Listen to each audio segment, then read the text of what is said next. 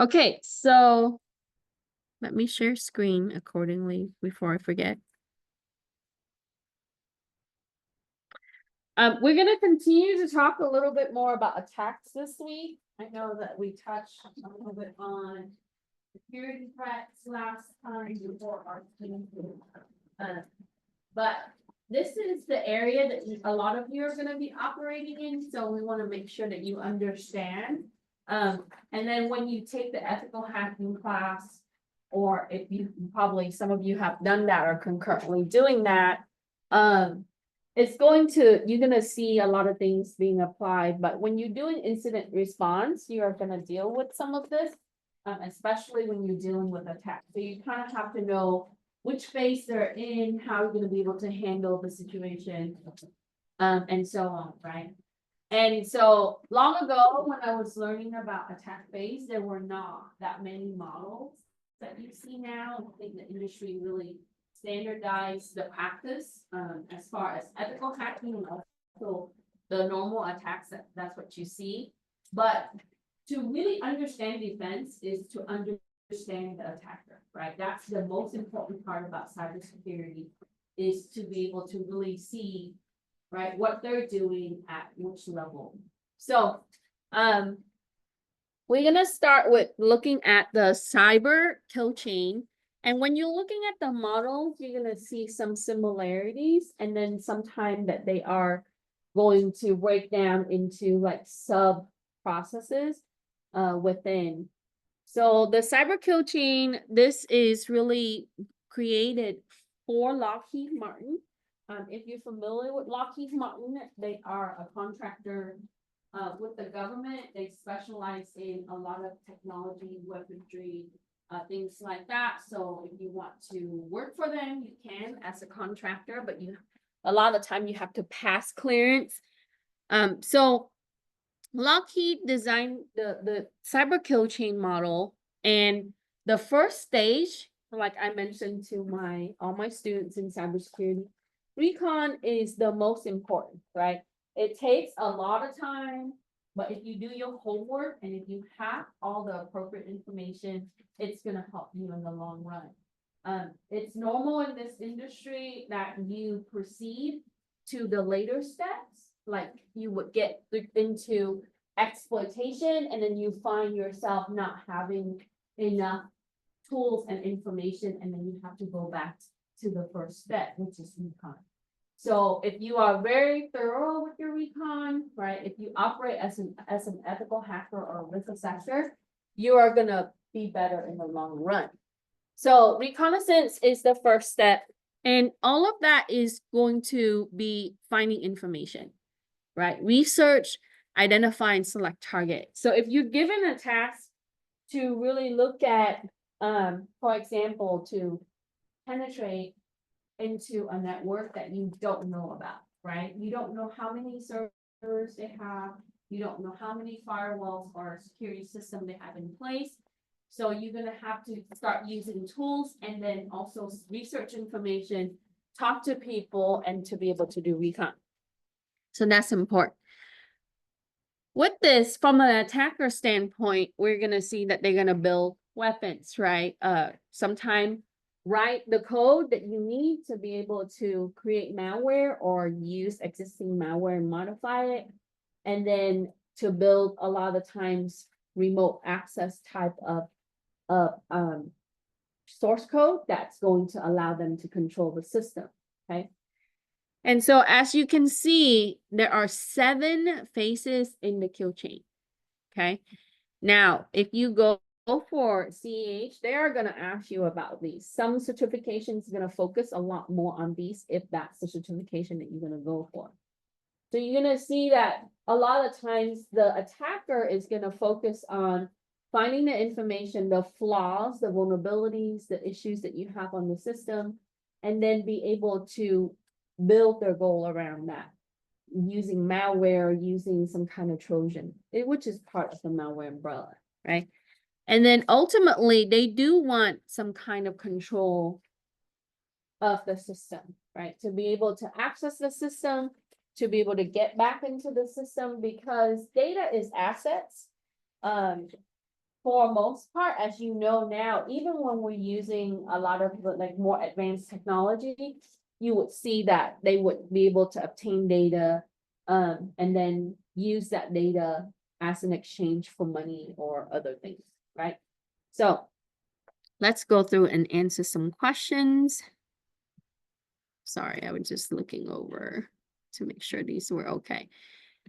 All right, so you can grab whatever that's in one and you can summarize it. So I summarized some of the information here for you. So if you want to go through it. So we talked about the first phase of the cyber kill chain is reconnaissance. That's the most important to begin with, right? Because all the later steps, all the later phases are going to be dependent upon the first phase. So you're going to select, identify, and research. Sometimes attacker would already have a target in mind, right? Because if you're looking at APT, they're actually already they already have a chosen target because they are hired or they are given a task to do, right? So these are the attackers that they can be sponsored by individual or government or group of people to do certain things. So now for a general attacker who doesn't have a target, they are going to identify the target that they want, right? So they're going to look at the value standpoint for the target. What can they gain from this particular target, right?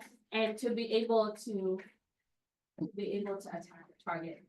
So there's a lot of effort and resource and time that's put into an attack. So you don't just randomly attack people.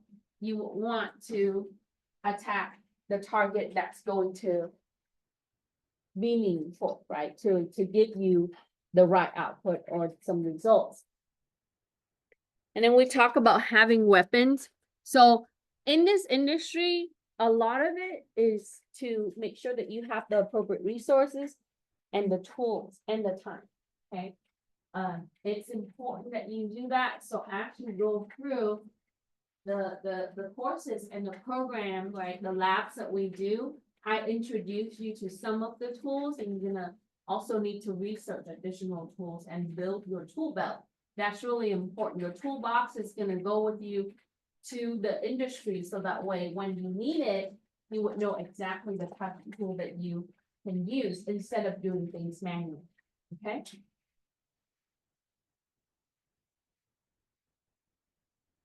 All right, so for weaponry, they can create malware, they can write something like a Trojan, not very difficult to do, right? You can learn some programming and be able to think about like, what does a Trojan do?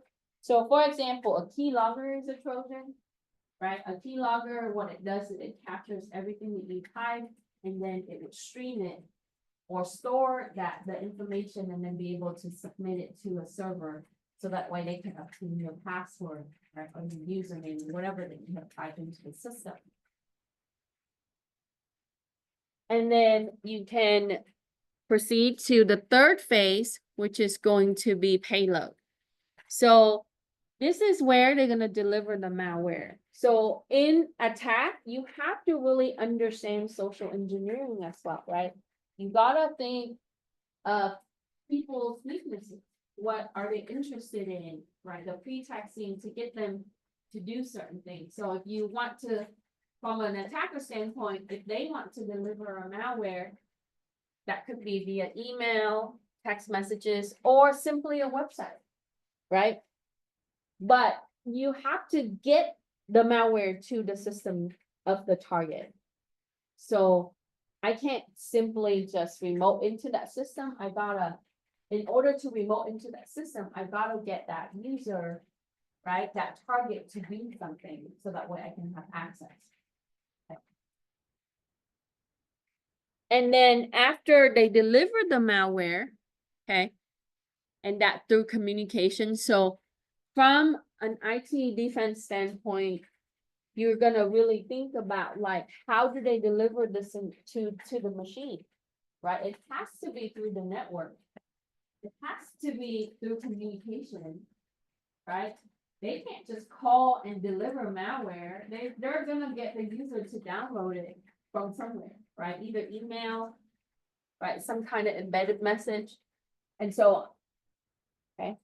So we need to do a better job in controlling and content filtering and protecting our communication system. So this is why security really relies on network security. That's very important. Okay. So understanding the resources and what is communicated across and then controlling those resources, that's important. Okay, so if they're successful with the delivery of the malware, right?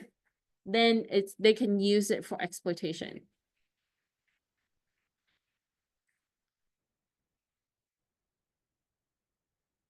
And, I think now we do have a lot more advanced technology to control this area, right? To control this area.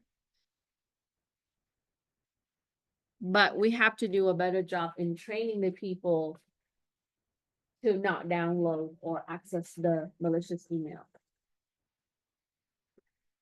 Okay, so once they have the exploitation, then they want to come back to the system, right? Persistence is a game.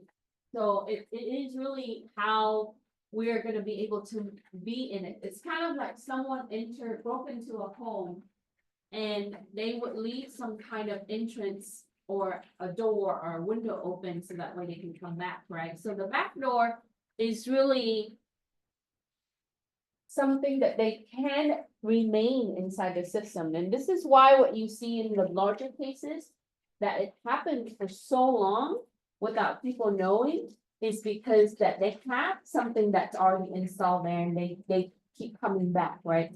Could be using different credential or using the same credential and be able to operate within that system again and again, right? So because data leak, sometimes you cannot just access a huge chunk in the database, right? You might be able to grab some data, but most company, they're gonna house their data in across the systems, not just in one database. So in order to maintain persistence, in order to grab more data, I have to be in there for a long time. Because I have to be in there to look where the critical data is gonna be, right? So if I did my homework at the beginning and if I'm on the right track, then the process for the attack is fast.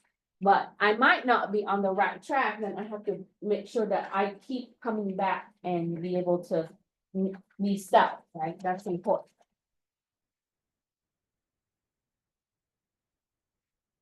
And then for the last two phases, what you see is for the command and control.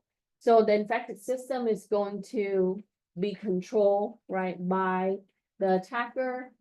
And that way that they would be able to access the resources of that system or send commands or issue certain type of instruction for that system to do.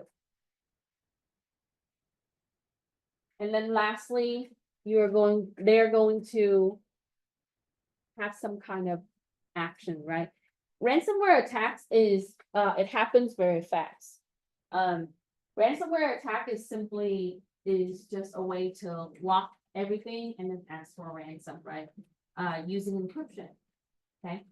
A lot of times they use non-reversible key, also keys that are, even if they give you the key, sometimes it won't decrypt, right? So that's why now a lot of people don't pay for the ransom.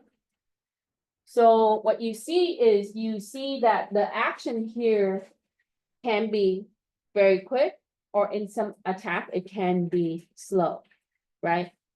Some attack would take place over months, okay? While other attacks would take place in hours.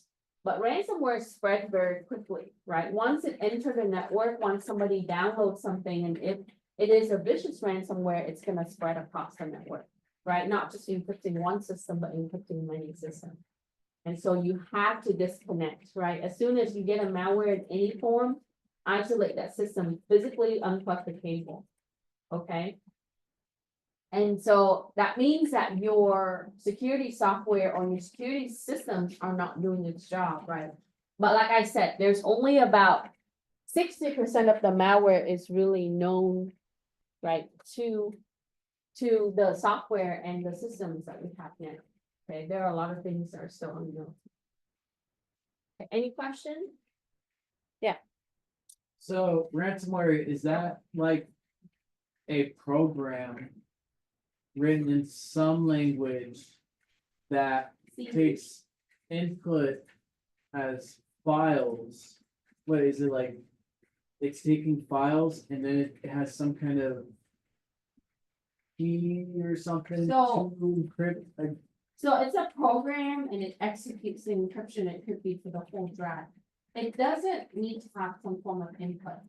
But if it's depending on the ransomware, right? So there's some ransomware that it seeks files, like specialized files, and then a certain type of files, and then or content of files. So, you know, in that case, it's going to then operate. But a lot of times, what they do is they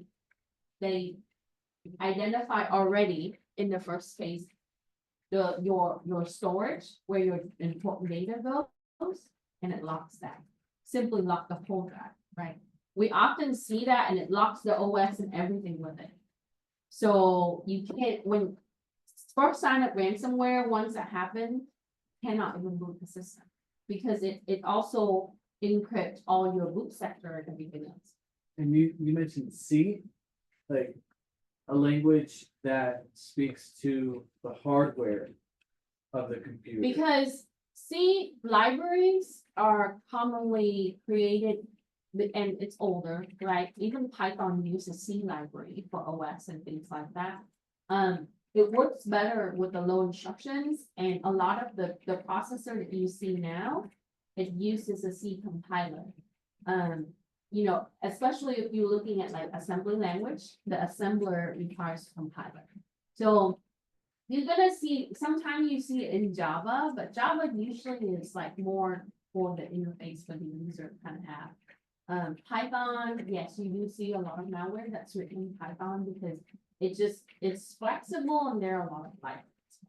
Is it, so the higher level languages, like, the lower level languages, like, assembly's a really low level language, would that be like a more dangerous? Yeah.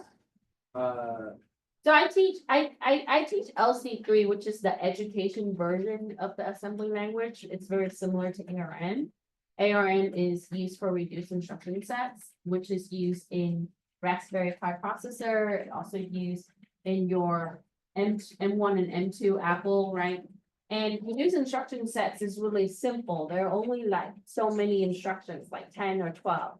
And it uses that to really operate at the binary level for instructions.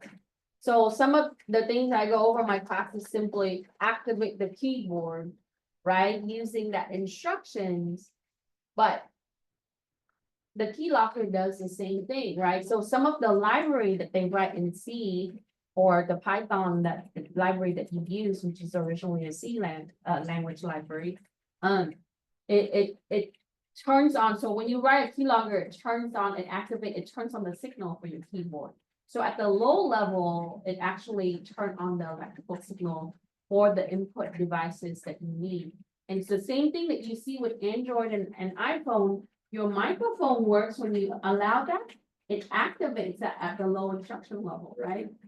So encryption is simple. It's you just be able to lock the drive by generating a key. They have the key, right? So it just locks everything and it just apply an algorithm. So if you implement that algorithm in your source code, it's gonna then lock whatever that you have, the files or the drive.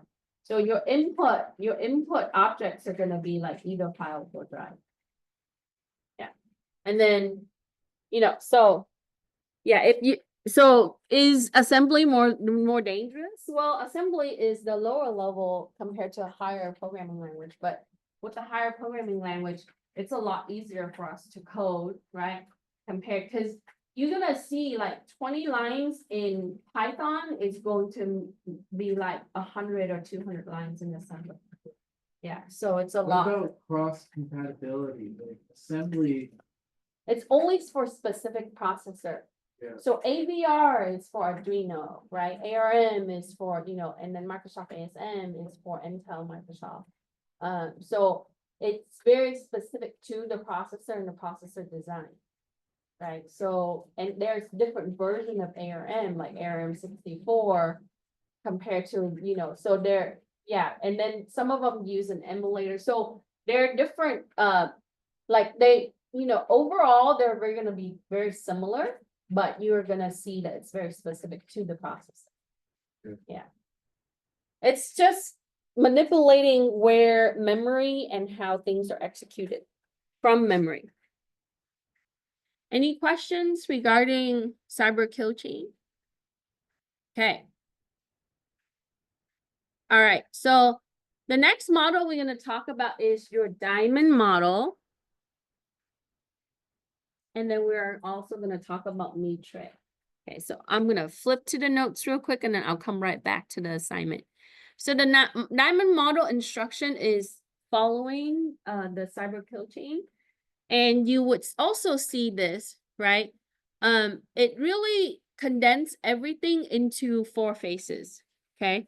Adversary, capabilities, infrastructure, and victim. In my opinion, I think diamond model is a lot easier to remember. It encompasses a lot of the general things. So adversary is really looking at like email addresses, membership, information, and it's really focused on a certain target, right?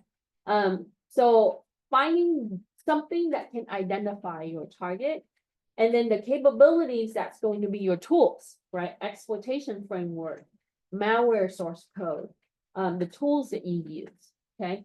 And then the infrastructure, that's going to be like the platform of where you're going to be able to apply these things. That's from the first 2 is going to be like your fully qualified domain name or your domain names, at email addresses and IP addresses. So the identifier that you have obtained from the adversary part is going to apply in the infrastructure, ultimately your networks, right?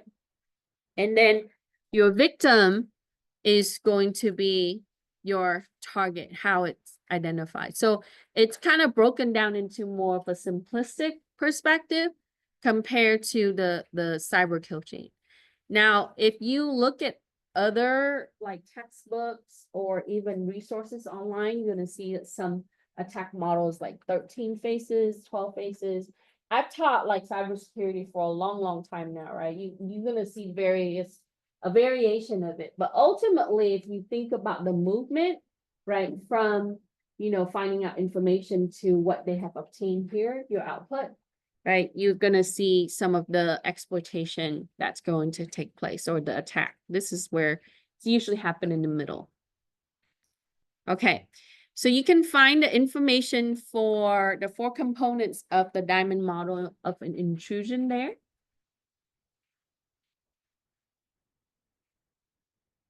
Now, if you visit the website Mitre, and I saw the message from Mitre, and my heart was just breaking because, like, I guess the government stopped funding for their project.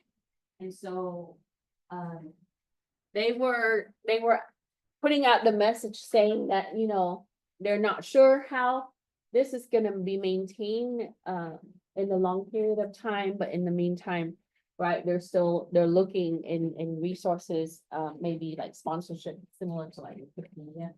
But in that case, you're gonna see that a lot of the talented people are gonna leave, right?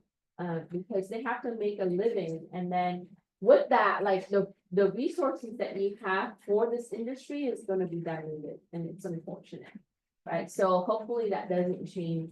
But Mitre attack is another approach, right? Another way to look at how you would apply different phases for the attack. But the main difference between the Mitre attack and the cyber kill chain is that for Mitre, it doesn't include the procedure, right? So when we say procedure, that just means that like how to, or the steps that we take to get from point one to the end, the end, right? Like the cyber kill chain, it really walks you through the phases. For the Mitre, it's giving you the matrix of tactics, the techniques and the tools. If you look at the website, it tells you specifically, you can look at like IoT attacks, and it's gonna give you the table, and it's gonna give you the breakdown on like the type of tools and the resources that they use. And so how did they get that information, right? They researched and they looked at, they study a lot of like different types of attack, and they document it. And it's a really good resource for you to go to look up information, especially when you're dealing with a similar or the same situation. Okay, so that's important. So what are the tactics in Mitre attack, right? So I give you the breakdown here. First, initial access. They need to be able to get into the system, right? And then they're gonna execute some form of attack, right? Using some tools. And then they're gonna maintain persistence. So you do see some similarity, right, from the cyber kill chain. And then they're gonna move up into privilege escalation. This is important because when you performing brute force today, you're gonna see that we have to use pseudo-su, right? Because the tools that we use cannot access or execute low-level instructions to brute force password, right? With the regular user account, right? So a lot of the things that you're gonna do, you have to be admin or root, okay? So we're gonna escalate our privilege by, right? Maybe capturing admin's password, or, right, find a system that is misconfigured and add ourselves as an admin account or root account. And then this is important. So when you're in there, you don't want the alarm to go off. So defense invasion can include things like masking who you are, right? Or masking your IP addresses in MAC. Because a lot of the mechanism for the security appliances, it's going to look at abnormal behavior, okay? So it's gonna look at anything that's outlier to the existing, normal baseline activities, then it's gonna track that. So you want to make sure that it doesn't see you, right? And then you want to access credentials. So authentication system, very important, right? Because authentication system has accounts, or it would connect to some form of directory that has account information, right? Privilege or privilege control, or even policies on how these accounts can access certain resources, permissions, privileges, and so on. And so as they do that, they're going to find, right, resources, okay, like data. And then they're gonna move across the infrastructure. So that means what? I'm gonna go from one type of server to the next server. I can, at some point, was in the web server. Web servers probably doesn't have anything except for content for web pages, right? But web server is connected to database server. It connects to application server. It connects to authentication server, email server, and other things. So this is why the front end, your public end, is important, right? Even though we DMZ that, we are gonna make sure that our critical systems in the back, we're controlling. So they're gonna move across your infrastructure, and then they're gonna collect information. A lot of the times that's data, because data is money. And exfiltrate, send the data out, right? So if I upload the data when I'm within, then I'm gonna get tracked. So a lot of the time they're gonna pull the data, they're gonna download it, but if you download a big chunk of data, the alarm is gonna go off. It's kind of like you go into the bank and you see the safe, right? And you take all the money out, of course it's gonna go off. So this is why they have to be persistent. Okay, data extraction is, something that you have to do over time. Now, if it's short and swift and you want the alarm to go off because that's one time and you're done, then that's fine, right? But it's gonna go off, right? If you have the appropriate security mechanism. And then command and control. So if there's weak security, they are just gonna be able to control the targeted system over and over again. And you see this, I know that this is historical stuff, right? But I'm sure you heard about like Target, T-Mobile, things like that, things that happen where there's a lot of data loss and it happens over a long period of time. Even with Verizon from a long time ago, right? So, and how did they connect Target? It was through an HVAC system because HVAC is connected to the main network, right? To SCADA that controls building temperature and all of those things. So you can't even, disregard like some of the systems that are part of the network, right? When a system is not protected and it's connected to the network, that's gonna be the target. Question? Okay. So. All right, let's talk about Mitra a little more. So you can visit the website, the link that's provided here. And you can go down and it would give you information for each tactic. So I'm gonna try that again. Okay. I know it's a lot of information to see, but it's giving you some resources here, right? Specifically to, right, how an attacker would have an initial access. Okay. So if you are interested, like, oh, well, how do they get the initial access? Okay. They can do injection with the content. They can do other things, right? Using a valid account that can, trick someone to give out information. So I remember when I talked about cryptocurrency hack that happened right earlier. 1.5 billion dollars that was lost. How did they do that? They social engineer the heck out of it, right? They called a Dubai firm and they got the information for a high level access.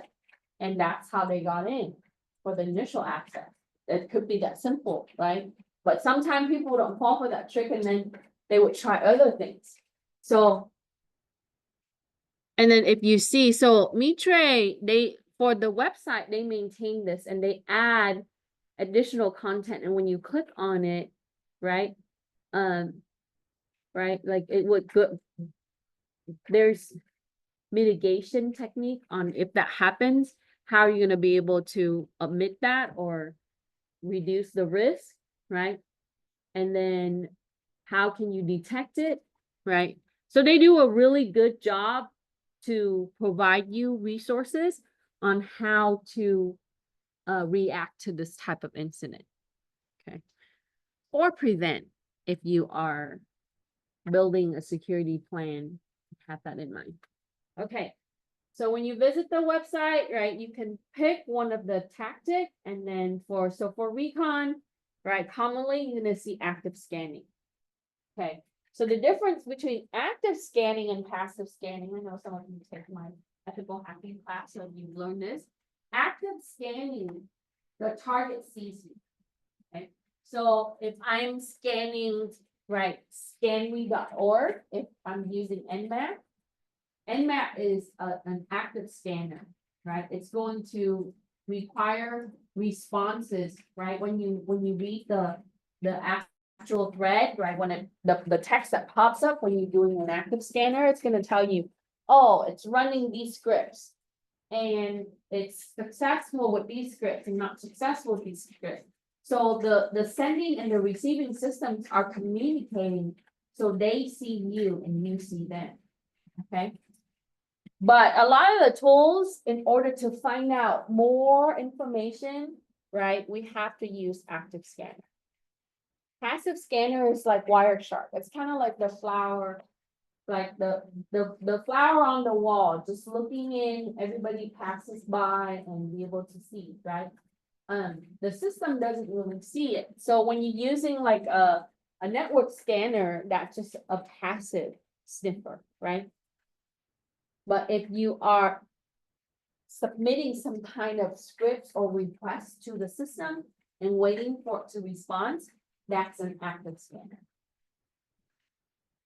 So once you have recon, then you can build out some resources, right? You can think about compromised account. Well, how can they compromise the account? Trojan, right? Or social engineering, right? Or people who just are ignorant or lack a sense of security, right? Using weak passwords, things like that. So vulnerable accounts tend to be the compromised account.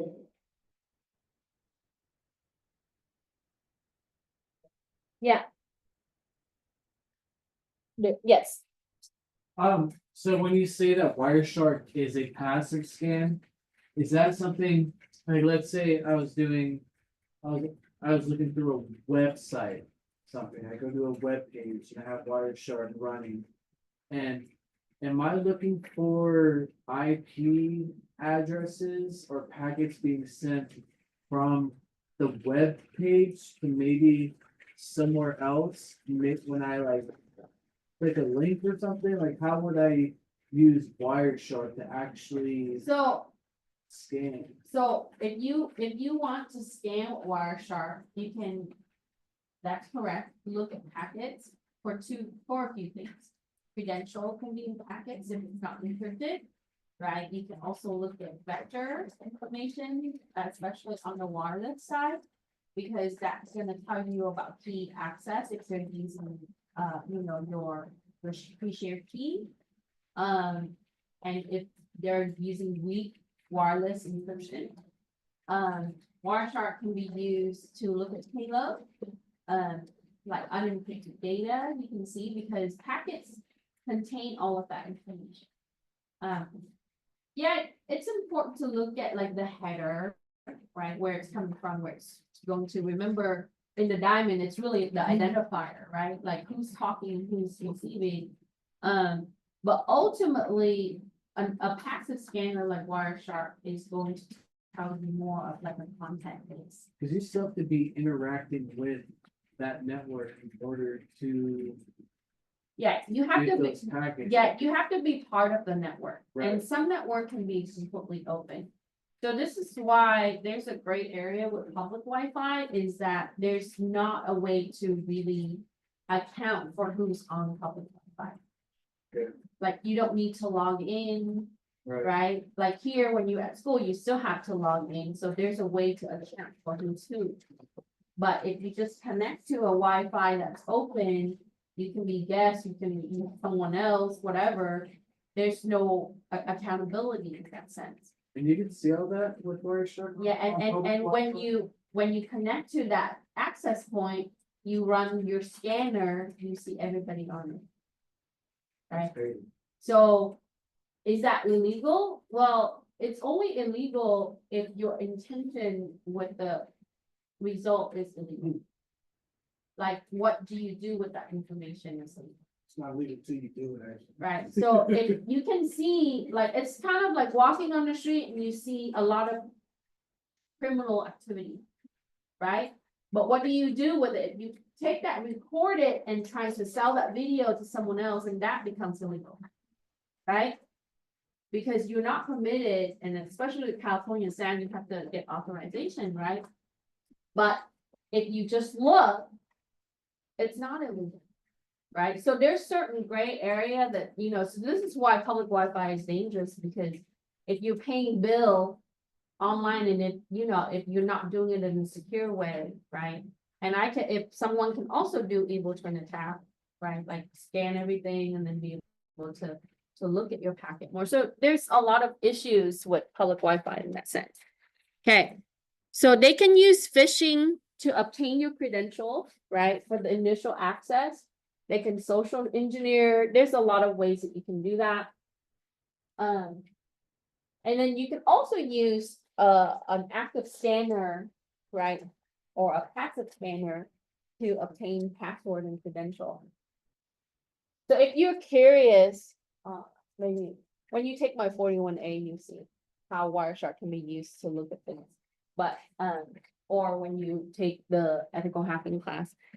So for persistent, you can modify the account, but this is going to, so I think these two are always together, right? You have to, in order to be persistent, you probably have to have a higher privilege. Okay, so in my opinion and my personal experience, these two things are always coupled together. And then you would hide the artifacts. So a lot of times we would make sure that our security system doesn't go off, right? From an attacker standpoint. Like firewall evasion, there are tools for that as well. You can also set up like different means for connections, and so on. Okay. And then credential access, brute force, right? But brute forcing can be controlled by a policy. So simply plugging in the passwords multiple time or the username multiple time until you get it right. We're gonna brute force today. We're gonna also bust today, right? But if you control account lockout, right? Like if the user tried to log in after 5 times fail, then it's gonna lock them out for a day or 24 hours or so on until they request to be reset, of course, right? Okay, let me move this down a little bit. Sure. But are you able to? Can you tell someone if doing an active scan on your network? Oh, yeah. There are also a tool for you to put, but in all security appliance, especially when you're running Nmap or something like that, you can, so firewall rules can be set, to stop scripts. So an active scanner usually have scripts or some form of code that it just keeps submitting requests. So what you can do is you can, let's say that your company allows certain scripts like automation and consulting. You would only allow those scripts. And then you would block all the other scripts. Right, so intrusion prevention system or some firewall system will allow you to do that, right? Intrusion detection system, if you configure it, it will tell you who's asking. But the firewall itself, a lot of them will tell you. And it's coming in from a certain port, so you definitely need to zero. There are specific tools that are written in Python that it would actually tell you if someone is scanning today. But all scanners, a lot of times it submits some kind of request in way or active scanners. So if if you think about that, right, like this is why it's important that we understand this part is because we want to protect, and when we protect, we got to make sure we know what they're doing. Okay, so after we get the credential, we're going to find out more information, right? We're gonna look at the rules for the password. Why is that? Well, maybe I want to modify the password policy to not have a lockout, so I can continue to brute force, or I want to be able to not have to use a password with a certain account, right? So I can do password policy discovery. And then you would do a lateral movement by doing an internal spear phishing. This could be targeting upper management in a corporate environment. So spear phishing is targeting a certain group. If they're looking for financial information like cryptocurrency, that's going to be like the analysts, the people who handle some of the digital wallets, and so on, right? So they would try to maybe send group email to those individuals or embedded things into the email, and so on, okay? And then they can also collect information. The easiest way is to do browser session hijacking. Now, I know that a lot of the browser now is doing a better job, right? I know Chrome is doing that, and I think so and also, right, web development has changed. But in the case that they can browser session hijack. So what am I really hijacking? right? It's really your session ID.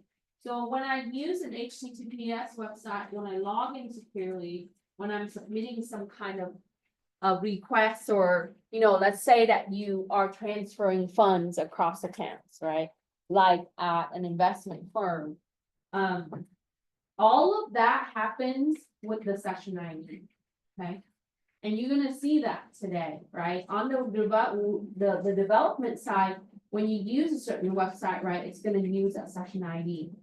A lot of the information can also be stored on cookies, so what you can see is, they can capture the cookie and you cookie poisoning, so rerouting you to a different server, and then also do a lot more to the cookie, so cookie interrogation, because cookie cache all of your web activity, so that way you don't have to refresh or relog in and so on, right? Okay, so, and then for command and control, that's gonna require data encoding. And we can do a lot more with this in this area, and I'm just pulling this from the actual website that you see, we can use other. So exfiltration, how can you exfiltrate and make it, so we can do a small chunk at a time, right? As an attacker, they're gonna automate this process, okay? That means that you just stream data out to a repository, right? And then eventually move that to somewhere else. And this is how you would see millions of records being lost, right? They don't just go in there and grab all of that all at once, because that sounds too easy, right? A lot of times it takes effort. So you're gonna pull stuff from database, so they're gonna spread that through. And then sometime you would see that they would destroy the data, okay? Now, this is usually like, in most cases, exfiltration is where it ends, right? And then they would exit. But in the case that if they want to do data corruption, that means that they would destroy the data, make it not usable again, right? A lot of times, how can this be done? Well, simple. You can delete it. You can use something, a tool to modify the data content where it's not readable anymore. You can encrypt it. You can do encoding again and make it not be open to any application that the companies use. So data is always tied to applications. So if you tweak the application, sometimes you would not allow it to read appropriately. So there are alternate ways and different things, and every attacker would have different approach, right? Any question?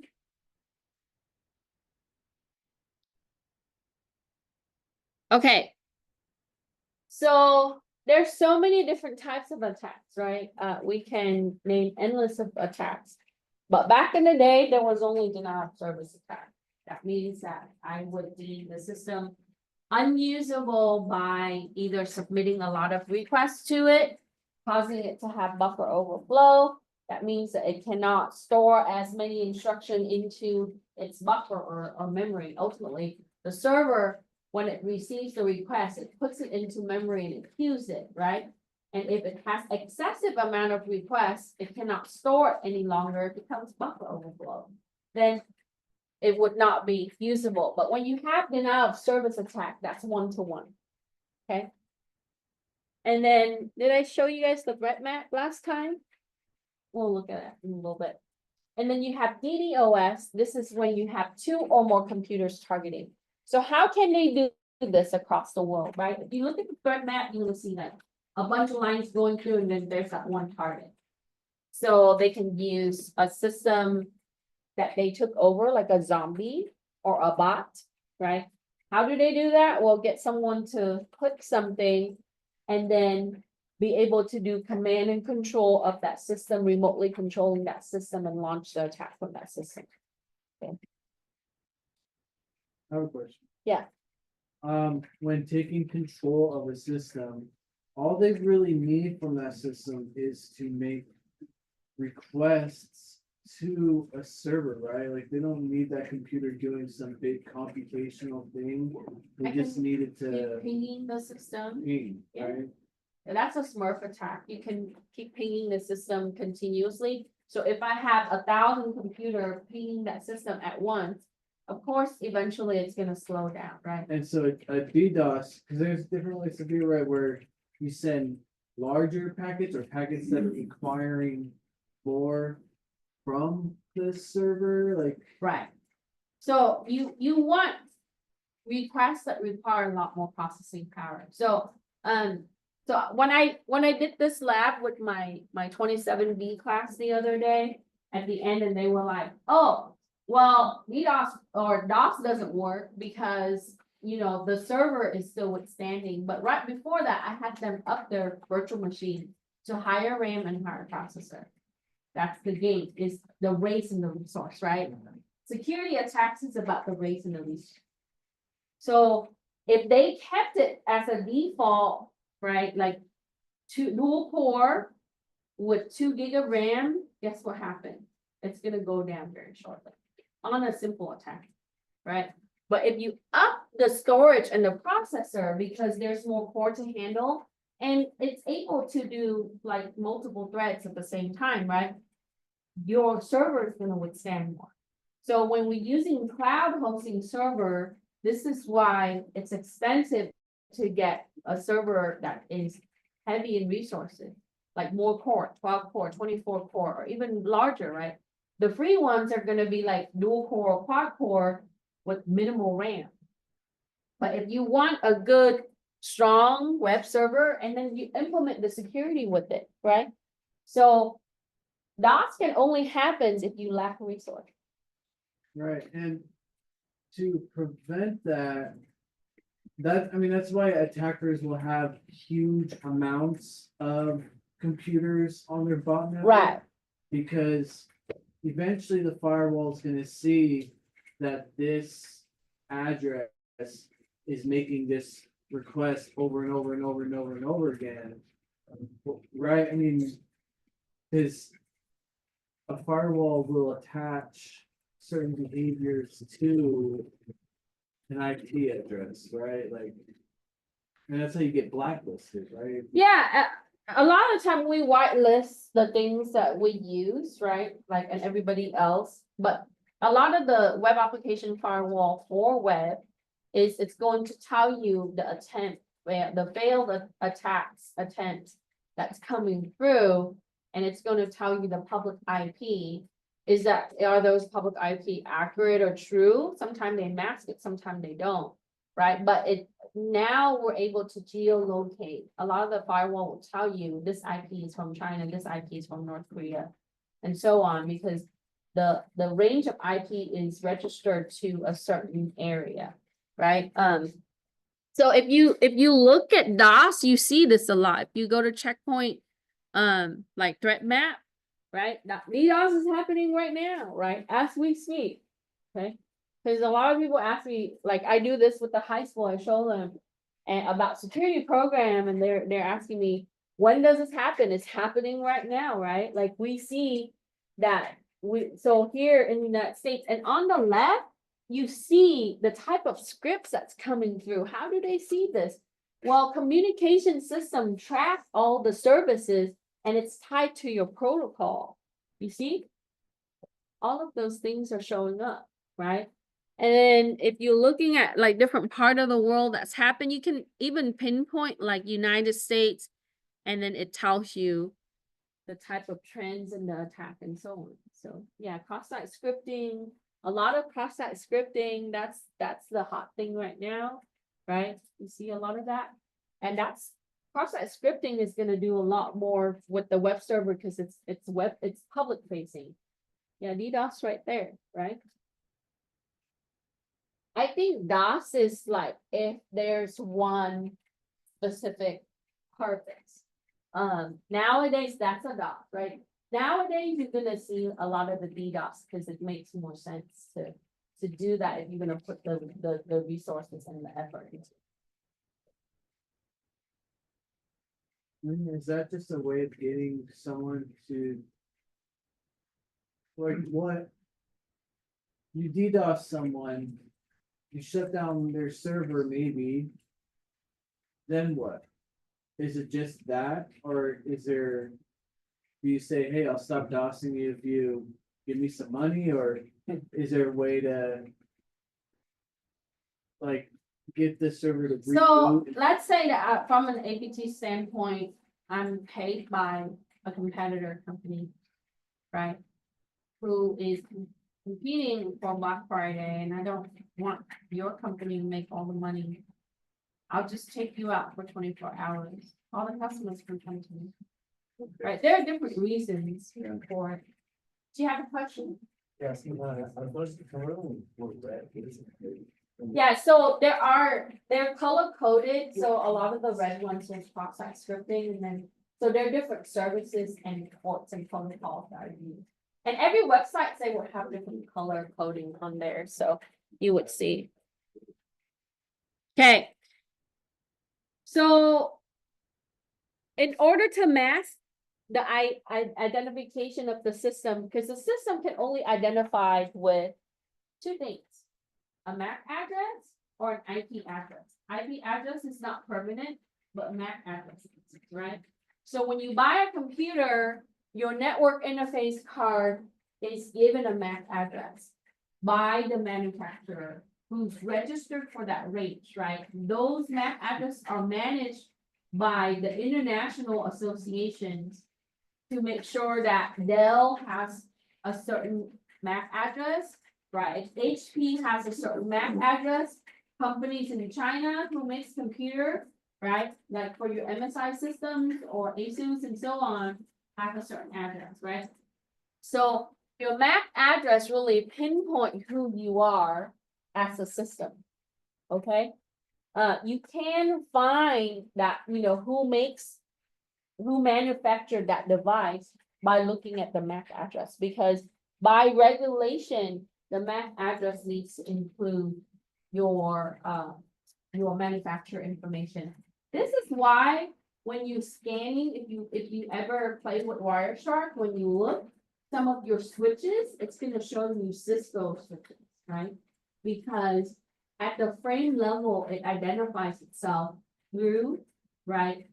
It's given portion of the MAC address.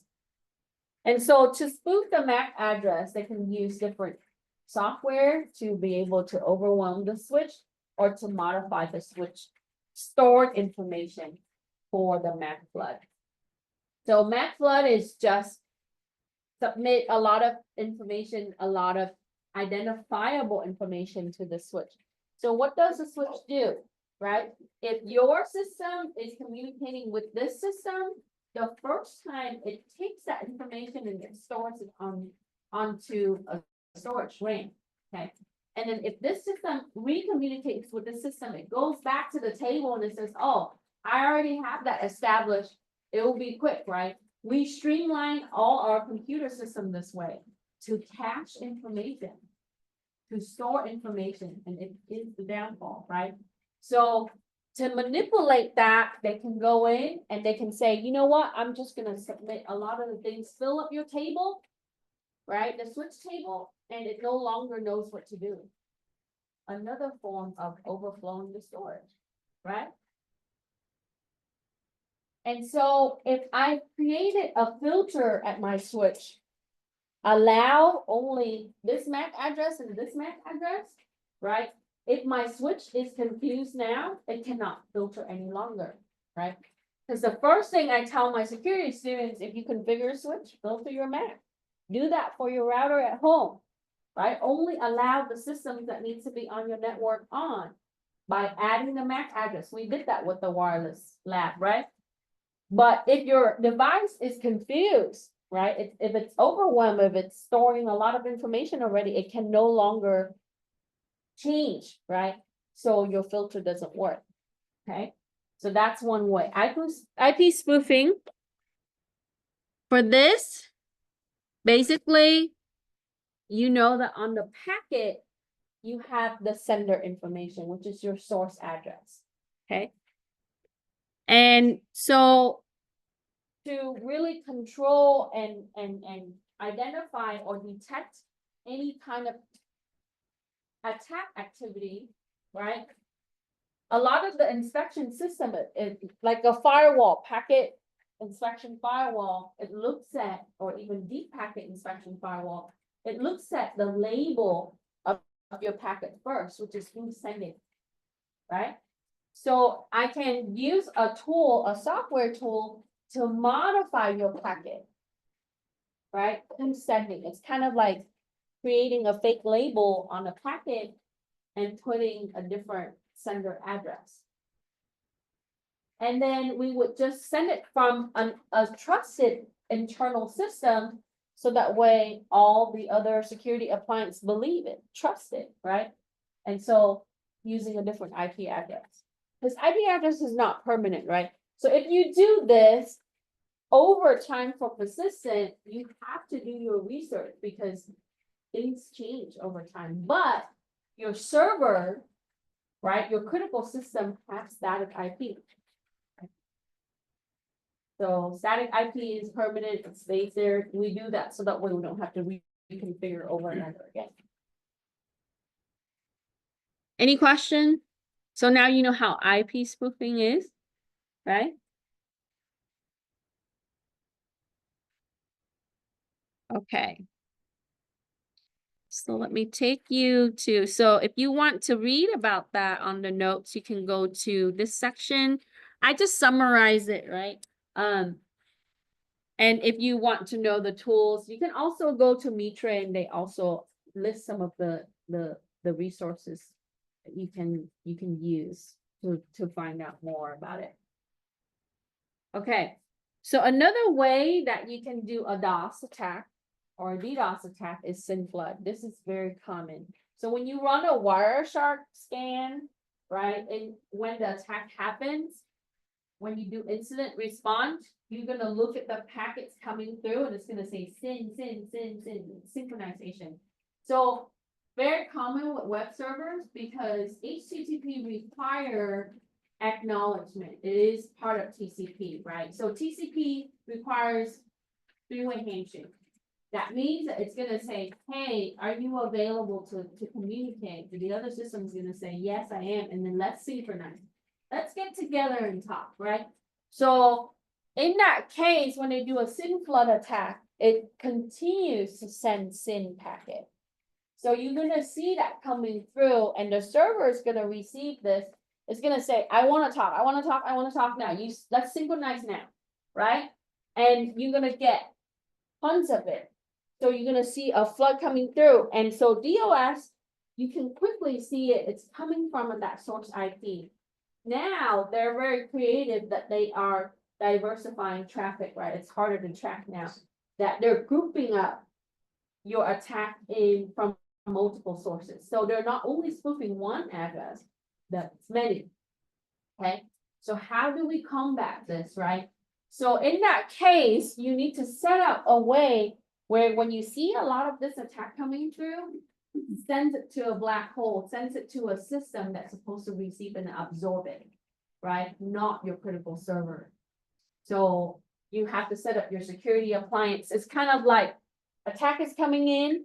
You're gonna say, oh, that's a form of attack. Let's move it this way and that way, right? So you're gonna have to set up additional system, but that means money because it needs to have maintenance, bandwidth, and everything else.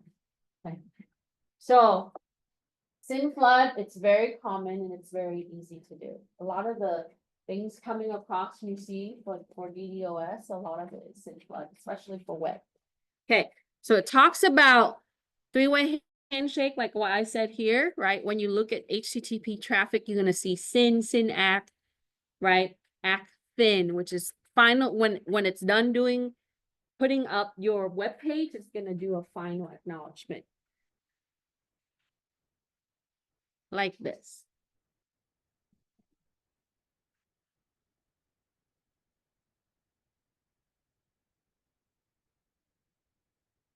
Okay.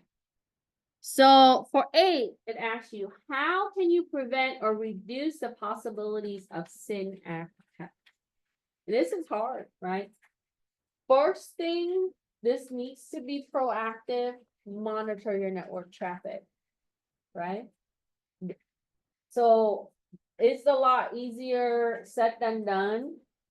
Because there are a lot of communication going on in the network. We want to make sure that we set our system to track everything that comes in and out. Okay?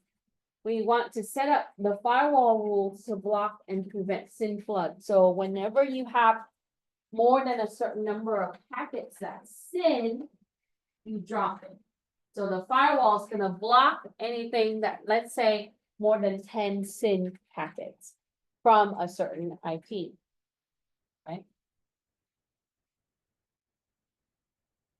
Now, if we are too cautious, when we reduce that number to 5 packets, 10 packets, it becomes a problem because we might have systems that require a lot of web communication, like HTTP, where there's synchronization, right? For replication, for, data updates, etc. Okay. So you have to make sure that this is intuitive and effective. How do I establish that? To make sure that you have data before you apply or create rules, you need to understand what's happening in your network. It's kind of like putting a traffic stop on a street that normally has a lot of traffic coming through, right? You want to see, like, how is that going to impact your network? Is it going to slow down your network? Is it going to create any kind of problems?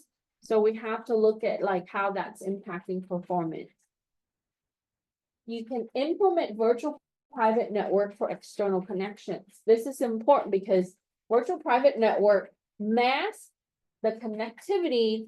So that way, someone externally, if they're trying to pretend to be that system that's connecting, it's harder for them to see. Is VPN 100% foolproof? Not always the case, right? That system the user could click on a link on that system and open sesame, right? So there's a lot of factor that comes into security. There's not one solution, but we want to make sure that we have overlapping solution, defense in depth. Making sure that we're using least privilege rule, right? Allowing not everybody have access to everything, but making sure that the least is possible. And then managing your data. So user rights or system rights and permissions. Okay. Data container, objects, database fields, all of those things are needs to configure. And then making sure we have redundancy. So I highlighted the top 3, that's a must. These 3 are addition to that to support, right? So preventative are here, right? Maintenance is here. So you gotta make sure you have backup data because it's not a matter of if it's gonna happen, it's a matter of when it's gonna happen. And security is about delaying time, so we wanna prepare for the worst. Paranoid operation, that's what I call it. But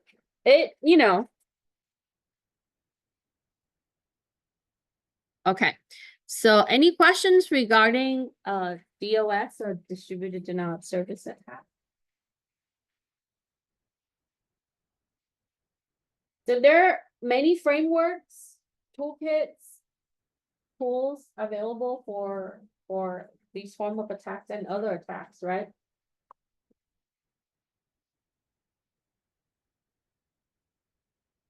Okay, so you can see some information for SYN Act there, and then your man-in-the-middle attack.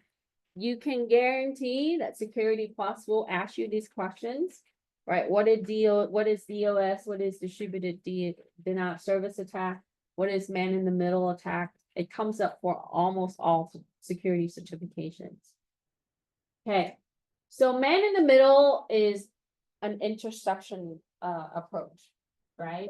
It's back in the day, this was used for eavesdropping, listening in on conversation, getting critical information or data.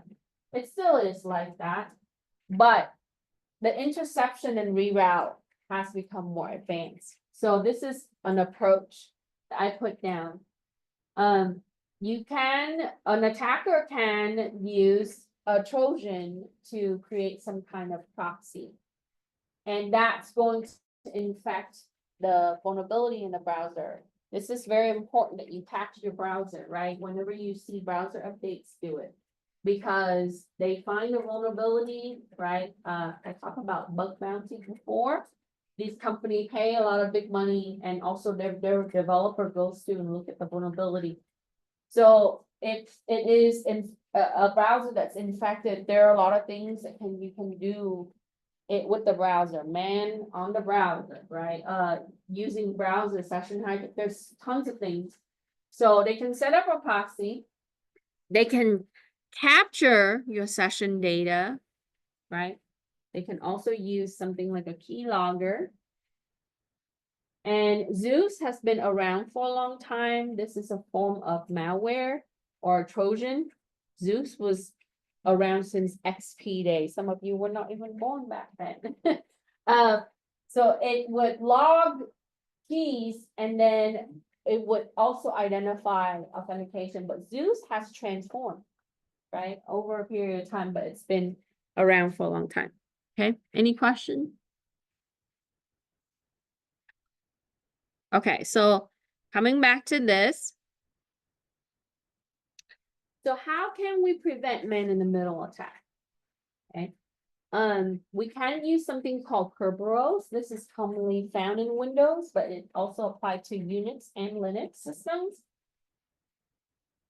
Microsoft implemented Kerberos for authentication specifically to make sure that there's protection for authentication.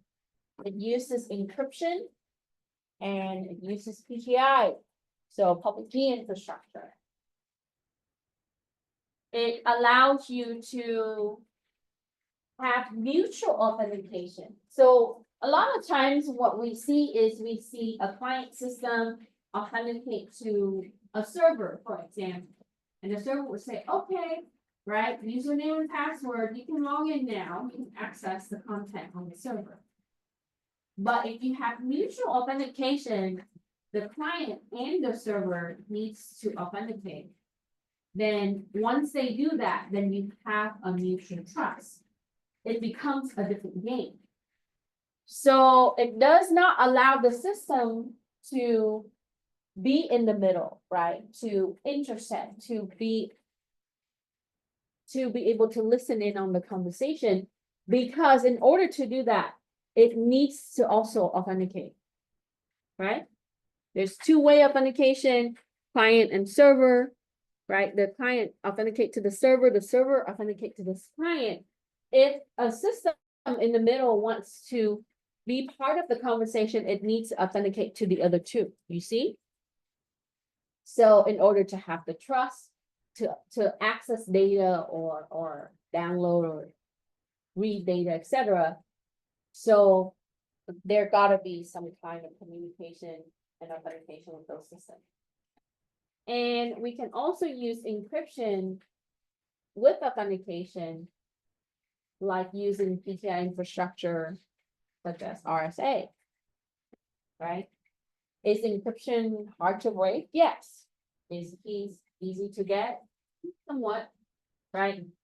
A lot of the encryption is just because the attacker might not have the resource power. Encryption is about resource, right?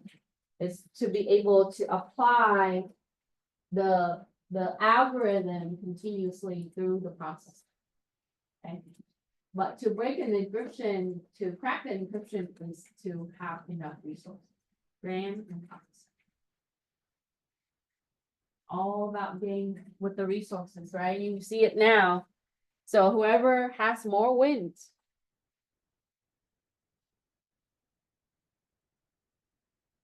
Okay. So we should implement Kerberos. Is Kerberos 100%? Nothing is 100%, right? This is why this industry is always demanding people and technology. Okay, so something I did not touch on is SSL. Everybody implements TLS or SSL on HTTPS. So when you visit a safe website, even on Canvas for school, it uses this, right? SSL a long time ago had a vulnerability. It's called the heartbreak. They fixed that problem, released it. These protocols were written a long time ago, even in the 70s, sometimes 60s, or even older. Even if they're new, right? There's some vulnerability for the protocol. So for the SSL stripping, because the session that you use when you log into an online website, right, your session is encrypted, okay? And when it decrypts by TLS, always use the latest version for these, right? So the attacker can intercept, that means that they can place themselves in the middle and use a tool to negotiate with the TLS to redirect the traffic for the page. So whenever that you see redirection, right, it often is like DNS poisoning or cookie poisoning or something like that, but SSL strip also does that, okay? And so you would then lose the security for your session, which, right, allows man in the middle. Okay. So SSL stripping attack is part of man in the middle attack. And then your ARP poisoning address resolution protocol. This ties to MAC address and MAC address flooding. Okay. It also is MAC cloning. Some tools come with it. You saw that with the wireless router, allows you to clone the MAC. So basically duplicates that MAC address. The system, any system on the network does not like duplicate identifier, right? It's going to kick out one and keep one, okay? So if you have two systems that has the same address, one system is going to get dropped off the network. So in the case that they clone it successfully, it copies that MAC address, right? And so that means that the real system gets dropped off, you see, from the switch. The switch is gonna ignore the real system and take the fake system with the clone MAC address. So that can be also dangerous. So ARP is depending on the table that's stored on the memory.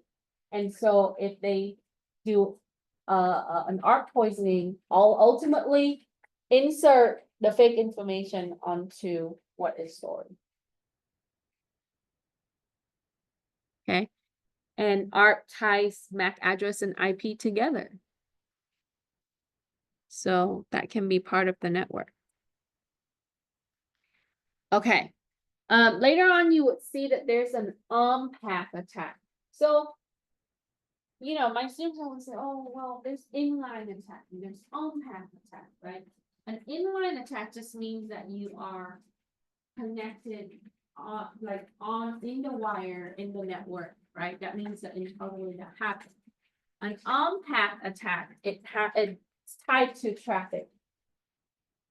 And so in the case that if you have an on-path attack, you're gonna see a slowdown in traffic. So how do I know this? This is important that we analyze our network activity of what's coming through. It's kind of like, you know, traffic 5 p.m., you look at the 60 freeway, it's always stuck, right? And that's normal. We can estimate there might be several hundred cars that's on that section of the freeway. Now, if you have a delayed traffic, you're gonna see extreme longer traffic, right? Longer for packets pass to be able to communicate. Your network performance is gonna drop, okay? And again, right? It's playing on the resources, but encryption is the key. Because in order to read the data, there has to be decrypt. And also, I forgot to mention the denial of service attack in DOS. Now they're using encrypted traffic. So sometimes you can't even see, right? Because it's encrypted.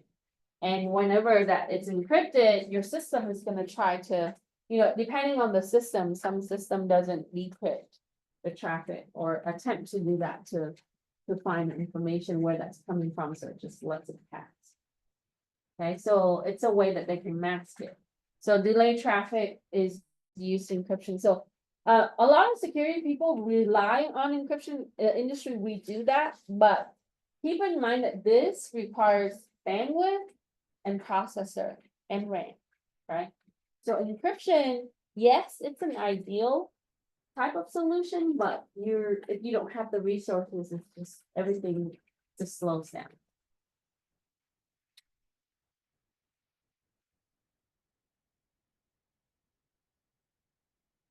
Okay, so I put down some information for you regarding ARP using ARP with denial of service attack, using ARP with man in the middle attack. You do see these form of attacks being together, right? Whenever you see session hijack, that's a man in the middle for sure, right? They are always together.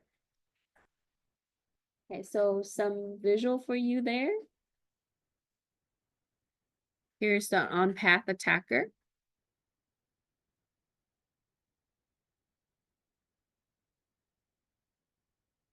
And then the DNS. Okay, so DNS attack really impact how your system is connected to your domain name server. You are currently connecting to the DNS right now. Whenever you log on to rccd.edu, that's a DNS, right?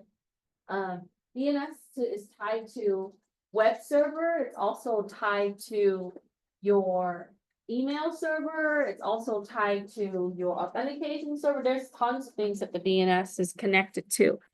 And so the common attack that you would see with the DNS is DNS poisoning. This is for rerouting.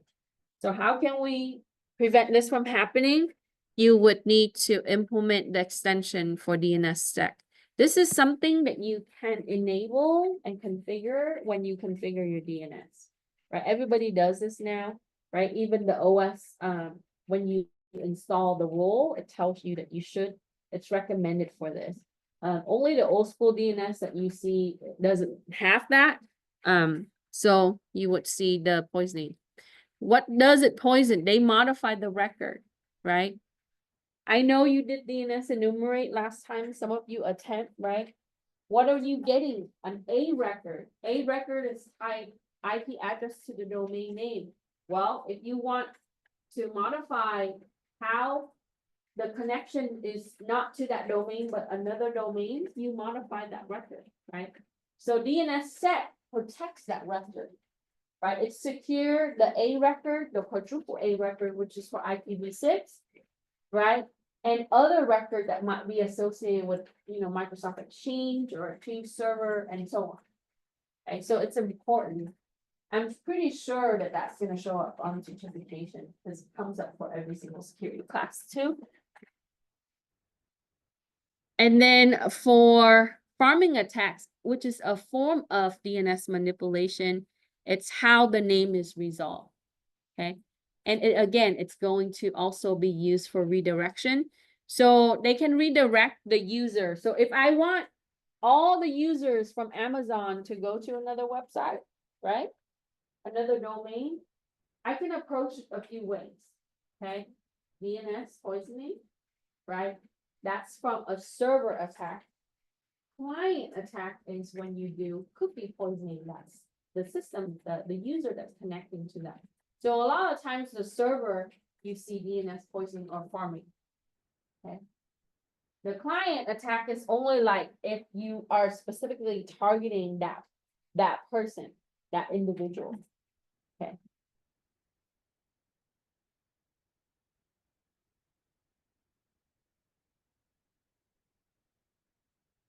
Okay, let me move this down in case someone is recording that. Okay, for 11, what's the purpose of man in the browser attack? They really want to capture the session data. So let's say that we have important transaction that's being made in that session. Like people move money, right, to their overseas account. Right, that will be like the client attack for man in the browser attack. They can use proxy Trojan or a keylogger for that. you often see the majority of the attack is aimed towards server system because that contain a lot more data and a lot more important enterprise-based information compared to a client-based attack that's a little bit more rare, right? That's targeting an individual. Or group of individuals that could be, right? And then the stripping, we talked about SSL and TLS stripping. It is a way to change HTTPS connection to HTTP to something that is encrypted and secure to a not secure connection. Because HTTPS uses SSL or TLS. Okay, the attacker would then be able to intercept if it is not encrypted, because encryption, they won't be able to see anything, right? They won't be able to eavesdrop or see the data that's coming through or the communication that's coming through. And so they would intercept TLS negotiation and redirect the traffic to an HTTP page. So when you see that, you're gonna see something that's HTTPS become an HTTP. Okay. Stacy, where's the backflooding attack in the notes? I'm sorry. Where's that in the notes on the 13? Give me a second. Hold on, you guys. Let me come back to here.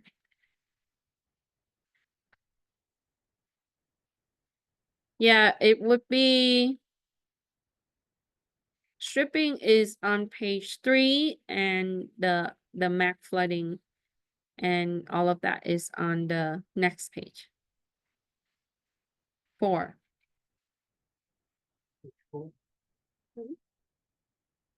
And so for 13, what is the intention behind MAC flooding attack?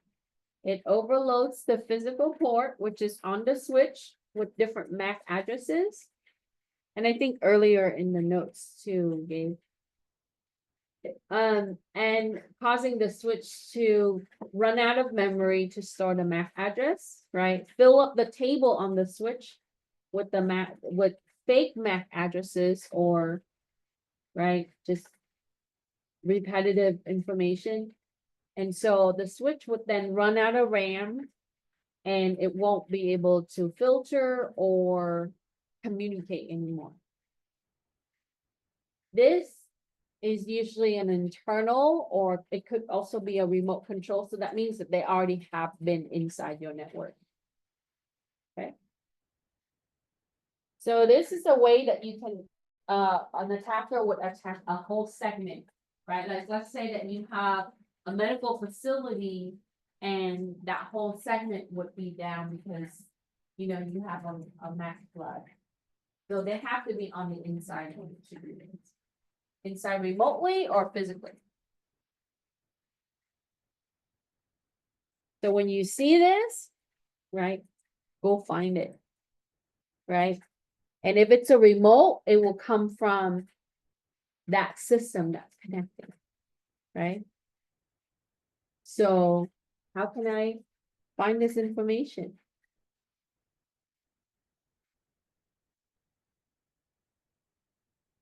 If you look at that switch, if it's down, that segment, it's gonna narrow down, right? It's targeting that. But on the network sense, something is submitting requests to that switch. So if you're monitoring your network, you should see, right? Because it wouldn't make sense for me to be part of that segment to attack that segment, then I would lose connection, right? Does that make sense? I would attack that segment if I'm not part of that segment, so you know the attacker is not on that segment. Okay, because it's attacking that switch, so it's coming from another switch, basically.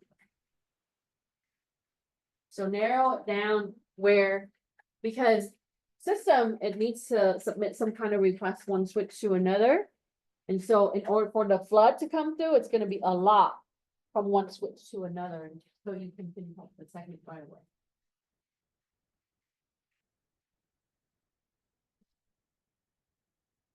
Okay. So for what type of attacks can derive from ARP poisoning attack? You would see man in the middle because once they poison, right, they can listen in or deny of service. And then what type of attacks are launched against DNS services? DNS poisoning, farming, or distributed denial of service against the DNS. So I would take it out of commission doing a denial of service attack. I can redirect using farming or poisoning.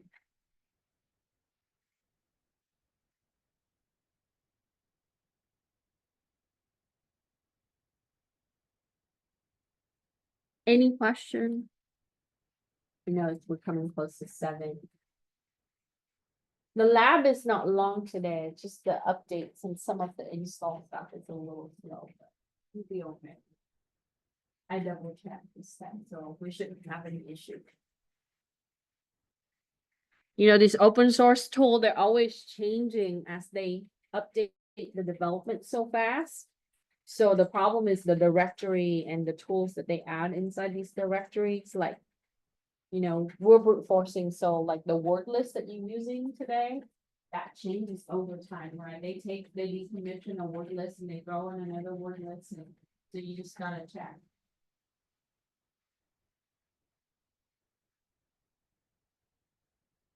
Yeah, I didn't want to do a Kane lab because Kane is so old. We should use Hydra, or, you know, we would be fuzzing because that's what you see now, so. Okay, and then 16, what is used for DNS on DNS servers to prevent DNS poisoning, right? So domain name system security extension called DNS set.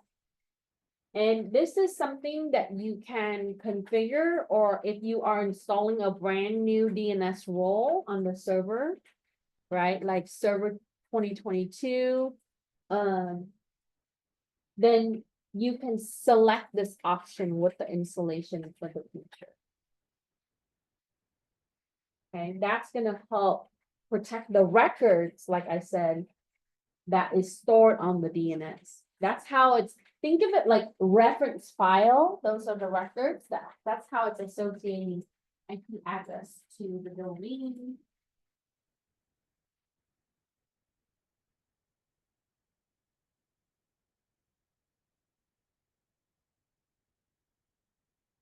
And then for 17, it says in Windows operating system, where is the host files located? And we'll talk a little bit about the host file. I hear a lot of people typing.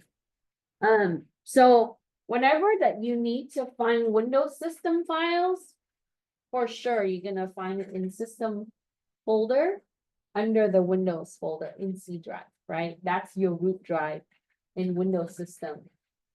Okay. Now, this can change from different versions of operating system that you work with, right? And then overall, because Microsoft redesigned how they store, just like how I just talked about, like how developer put things in different folder or directory. And then they also remove things. So you should always go back to Microsoft website as a reference to look, right? But currently we can find the host file located in the ETC folder under drivers, under system 32, under Windows NT. Why system 32 and not system 64? Well, because we upgraded from 32-bit to 64. So even with Windows 10, a lot of them were upgraded from Windows 7, right? And then now we're transitioning to 11 from Windows 10. But down the line, right, this will be completely different. But back in the day, you only have system folder, and then system 32 came about. So. Okay.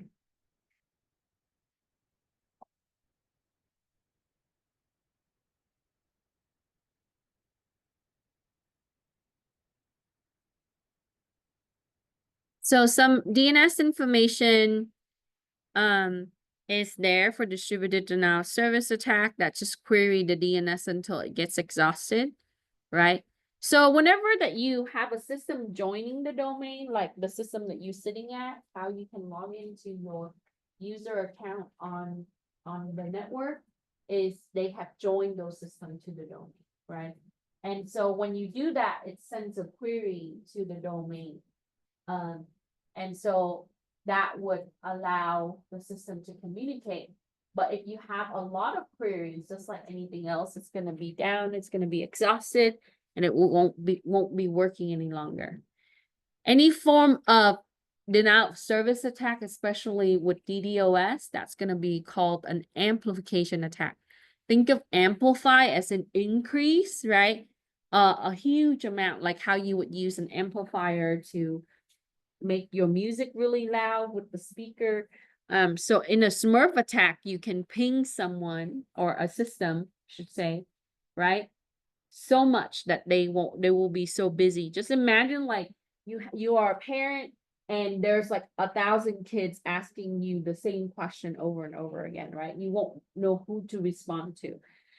And then you have NTP, which is Network Time Protocol Amplification Attack. This uses like a monolith, which is like a command in Linux, and it can send the host, because to update time from the server standpoint, it just submit information, a command from the host, so they can spoof the IP and be able to launch floods that way. Okay. Make sure if we're going for this certification, make sure you know all the types of attacks, especially that's part of one of the domains. Okay. Domain hijacking. And then there's DNS sinkhole.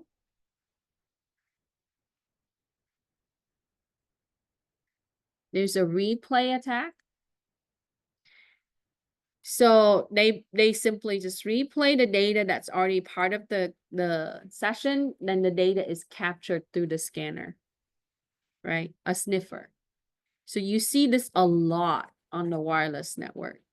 And there's also multiple different type of replay attacks too, right? But in general, that's just repeating the same data across the network. Okay, let's talk about password attack. We're gonna do this today. We're not gonna manually brute force with enumeration. That just takes too long, right? Nowadays, we do a rainbow attack with brute force. Okay, that means you take a bunch of lists, you throw it into a tool, and you let the tool go. So the tool is gonna, automate, plug in this password and this username or this password to that specific username. Okay, so how effective is brute force? As effective as your list. Okay, so if your list is good, you will get result as an attacker. If your list is not good, right, you're gonna see today, and this is gonna take time, just like everything else, right? Because a lot of my students think security is like this because the technology, guess what? You're in for a whole different game. You're gonna wait hours and days and sometimes long, right? So account lockout policy is gonna prevent brute force attack. You often see that it can be used for online or offline, but a lot of time we can lock them out. You can use Encrack. And if you ever do a wireless attack, you might hear like Aircraft NG, which is part of the whole suite, right? Okay. So, to go back to what we said before, right? For 18, you can refer to the last section for the NTP amplification attack. It uses monolith command. This allows the attacker to send the command and flood the victim. And by default, it's just 606 systems. That's just the way that was the maximum value that was allowed for the NTP server. So now you can use domain reputation to check what domain is bad, right? There are tons of domains that are made to be malicious. That means that, it would connect to web server, and when you land on it, something can be downloaded, right? Something can be installed on your system. So how do you know these domains or websites are bad, right? Through web services, that's available, like web reputation. I think I showed you guys that at the beginning of the semester. You can, if you suspect that your DNS is now taken over and become a malicious domain, you look at the log file. Okay, and you monitor the traffic.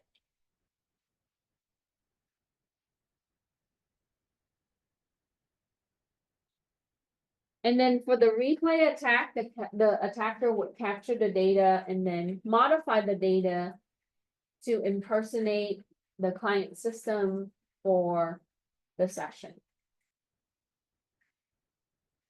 So it's using the same data, that's why it's called replay.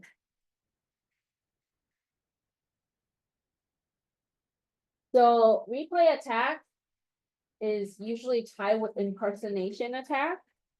And that sometimes is tied with like, man in the middle, session hijack. There's other attacks that they usually do with it.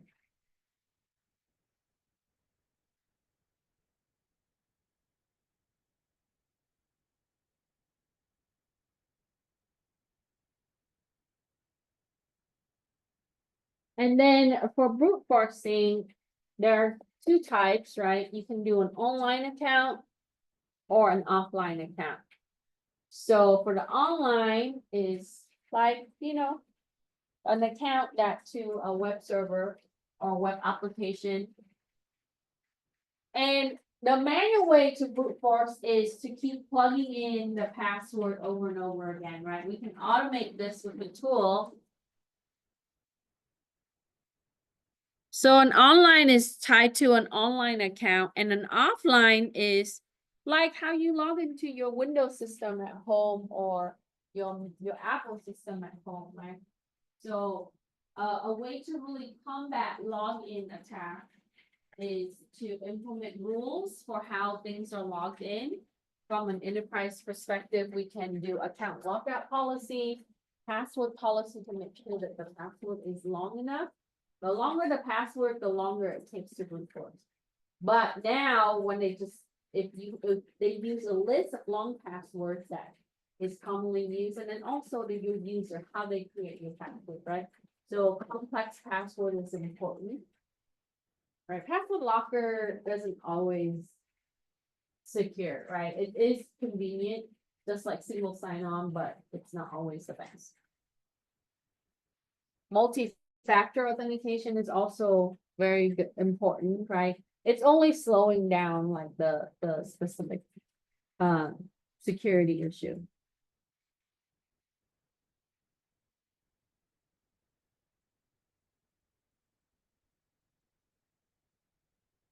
I talked to the high school student last week when I did the presentation to like 200 high schoolers. And I was really impressed, like the majority of them know how to use strong passwords. And over time, it's definitely, because, I think it's just computing and the use of computer is so common, right? For all the younger students. The only people who don't use good passwords are the older people, right? Because they might just lack experience or knowledge. I heard from someone that they're finding out the most secure passwords are long, like phrases, Right. like a sentence being like, I take my dog out to walk every Friday if I feel like it. That's my password. But you need to make sure that it's not dictionary. So if you put in that whole sentence, I plug in the dictionary list, a good one, I can get your password like this.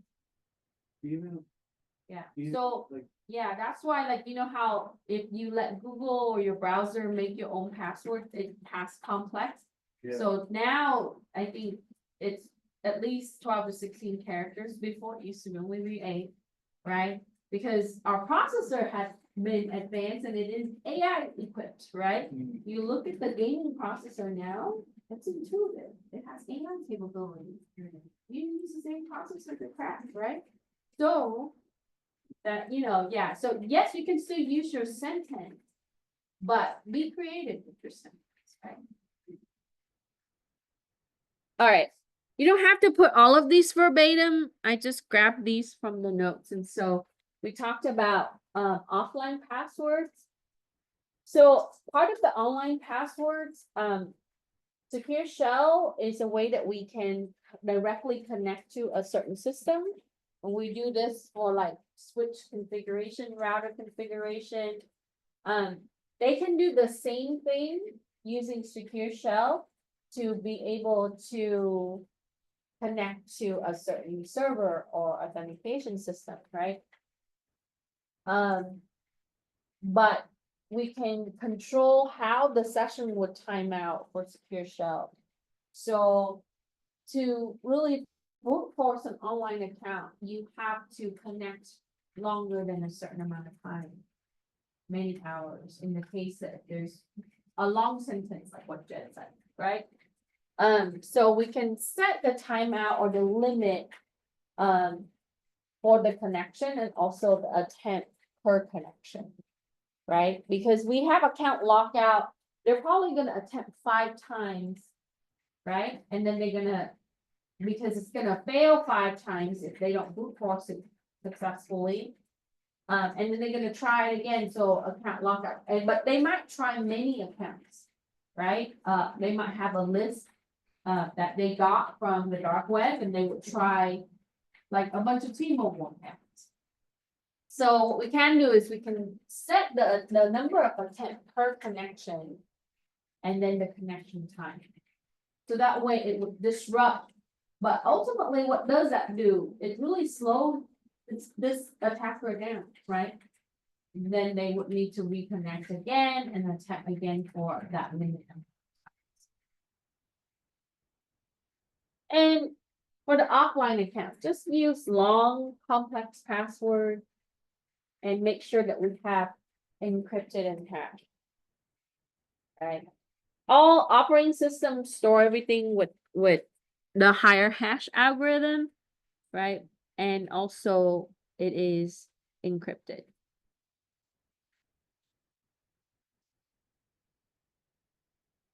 Sorry, this one is kind of long because this is such a long chapter. Okay, let me move down to 22. So what are the methods in reducing online and offline brute force attack? Okay, so this is what you're gonna be doing if you're blue team, right? This is what you're doing when you're red team, right? So you're gonna try to see, so when do I do brute force attack?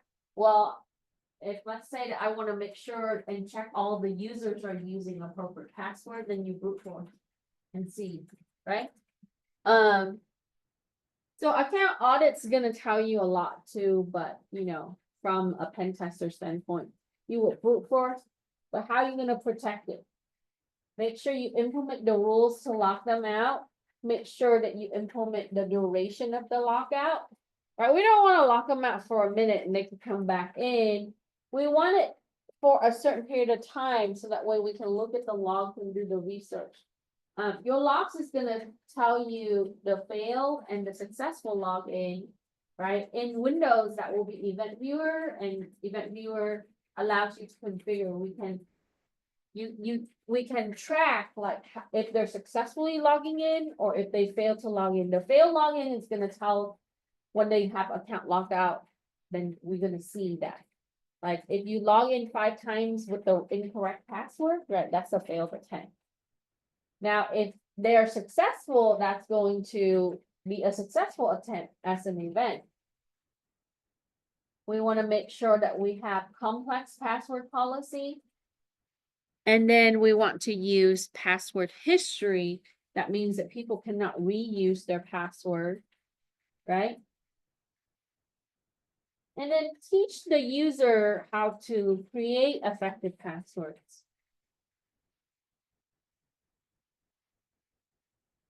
a good demonstration is to do it live, right? What better, so whenever I present, I would always ask the student, like, how long do you think it takes for me to crack the password? Right? And if they have 3 characters, 5 characters, and you would see, it's definitely, yeah, There's a math problem. There's a math equation for that. Isn't it? It's like n factorial divided by n factorial minus n or something. yeah, and it's also, there's, the factor that's depending is your processor. Okay. So that end, you have to really think about, like, am I looking at the single processor, am I, so you can quantify that for a single processor, but if you have many processor, they are all concurrently working, then it's exponentially faster. Right, Yeah. but I mean, still, if you have a password, cause you calculate the variety, right? Right.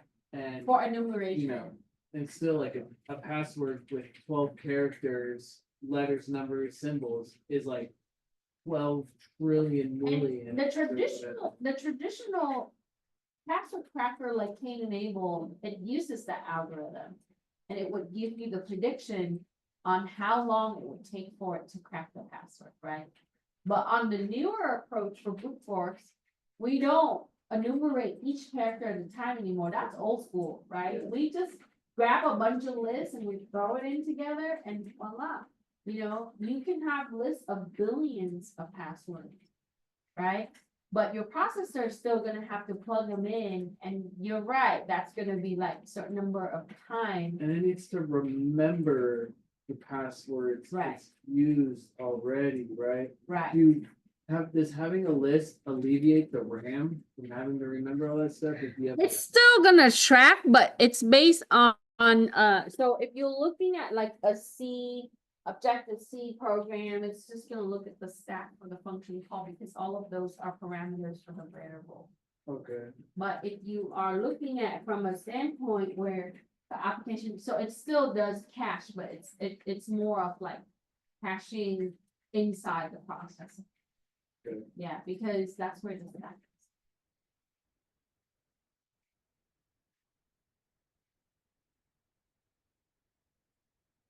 Okay, so in the older password, this is how Windows system get cracked, right?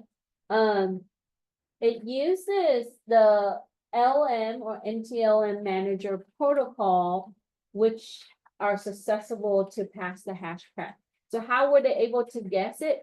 Through the hash, because the hash is a value that is tied to a password. Let's think of it like your social security to your name, right? If I have your social security, then I would know your name. If I have your name, right? So the social security is like the hash value. If the hash value is known, is guessed, then it would be able to get the password, because it's a way to identify the password, right? So that was what's called pass the hash attack. And so when you see this with Cain Enable, you would select this option and then it will be able to crack it. So yeah, very fast with even a single processor. I think I tried this on a virtual machine one time when I was at college in the desert. I was curious. 3-4 characters took like, 20 seconds on a single processor.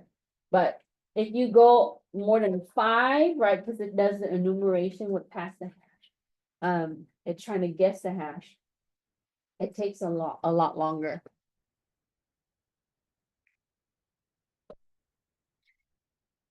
Okay, so when you do a rainbow table attack, the risk, how you can reduce it, again, we want to make sure our password is complex.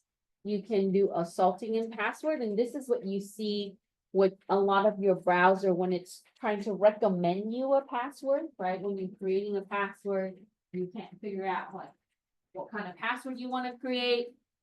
Some application, it's just a random generation of characters.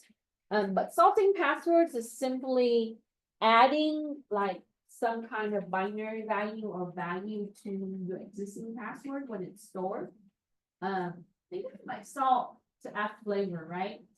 So when you have your password stored, instead of like, let's say my password, it would be a certain value in binary, it would add in some kind of binary value to make it look like not your password, right? And then teach your user how to be better in using password and creating password. Some people create great password, but then they share their passwords, right? Some people, disable the password capability because they don't want to. Password fatigue is a real thing. People don't like passwords, but I really feel like password is the downfall to it all, right? Let's not use password, let's use other things, like biometrics along with other things. So, I completely, like, on my system, on my laptops, I completely move. I hate using the pin and I hate using the password, but unfortunately the OS, when it can't identify who you are, you're gonna have to rely back on the 4 or 5 digit pin, which can be guessed in seconds, right? But we are moving forward with biometrics and a lot of things. Okay. So long, I know. What occurs in the session hijack? It usually is playing on your session ID, which is stored on your cookies, right? When you do this today, you're gonna see that it's gonna store as a connection. So basically, it's a temporary storage that can be referred to for that session. That session ID is important because this is how your system referred to for that communication, right? That trusted communication, I should say. Now, for someone to do the hijacking is often with man in the middle. They would impersonate the user to the web server, right? So if I'm the attacker, you're trying to submit something to the web server. Let's say you're filling out a job application, and I don't like you, and I wanna session hijack, right? Your session. Then I would need to impersonate your system so that way their server would then trust me. I would then read your cookie to obtain your session ID. And then take that ID and insert it into the header, the packet header, right? The HTTP header that submits to the website for the account access, and that's how it's done.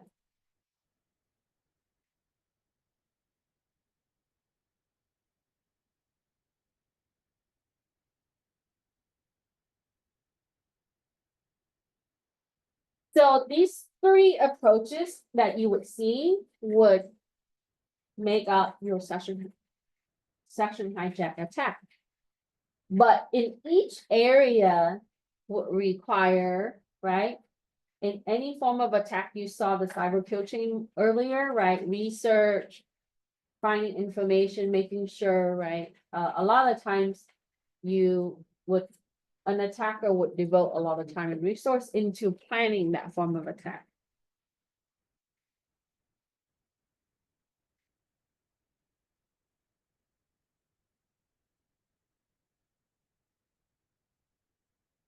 Okay. All right, I'm gonna take 25 down, is that okay, to the next one? And then.